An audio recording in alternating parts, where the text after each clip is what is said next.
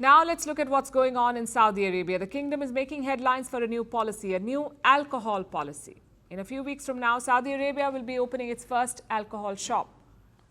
Riyadh will see legal liquor sales after 7 decades.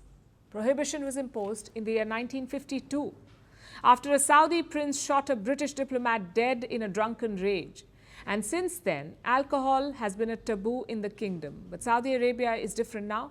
It's de facto under the rule of Crown Prince Mohammed bin Salman, and MBS has been trying to bring the kingdom into the future under his Vision 2030 plan. It seems the vision involves a more liberal alcohol regime.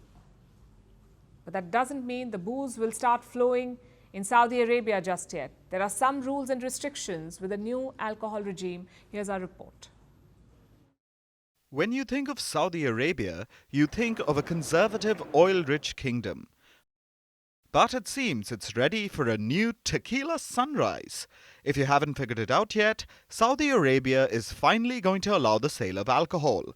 Yes, the kingdom will be opening a new booze shop in a few weeks. Its first in over 7 decades. Now, this doesn't mean you can just jet to Jeddah for a gin and tonic. The alcohol shop isn't for everyone. It's just for diplomats. That too, only non-Muslim diplomats. The shop will be located in Riyadh, the capital's diplomatic quarter. And the rules to get in are strict. First, as we mentioned, it's only for diplomats. They will have to go and buy the alcohol in person. They can't send any of their staff. They have to make an appointment on what's known as the Diplo app. When they arrive for their appointment, they will have to show proof that they are above 21 years of age. They also have to make sure they wear proper attire. So, no running to the booze shop in workout clothes for a last-minute party. Purchasing booze will be a serious, formal affair. And secretive too. No cell phones allowed, apparently. There will be booze quotas as well. Every diplomat will be entitled to 240 points of alcohol every month. What can you get for 240 points? A litre of spirits is worth 6 points, a litre of wine is 3, and it's 1 pint for a litre of beer. So each diplomat can buy 40 litres of whiskey or gin or whatever they like. They can get 80 litres of wine and a whopping 240 litres of beer. It seems like more than enough for a single diplomat, at least if we ignore their families and staff. Now, with all these rules, you may think that it's barely any change. But you must remember, this is Saudi Arabia, a country where women couldn't drive till 2018. That's also the year when movie halls returned after a gap of almost 4 decades. The last few years have seen momentous changes in the kingdom. They are all part of one man's vision, Crown Prince Mohammed bin Salman.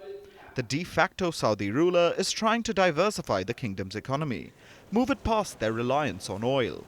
He has been trying to attract multinational companies, global sports franchises. He's even trying to boost tourism. But for that last plan to succeed, MBS needs the world's perception of Saudi Arabia to change. Liberalizing alcohol sales may be one way to attract visitors. The booze is limited to diplomats for now, but in a few years, maybe by the time the 2034 Football World Cup comes about, the people of Saudi Arabia will be more comfortable with seeing alcohol, because they haven't for decades. It was banned in 1952, a few months after a drunken scandal. It involved Prince Mishari bin Abdulaziz. He drank too much at a party and shot dead Cyril Usman, the British vice consul in Jeddah. This led to his father, King Abdulaziz, banning alcohol.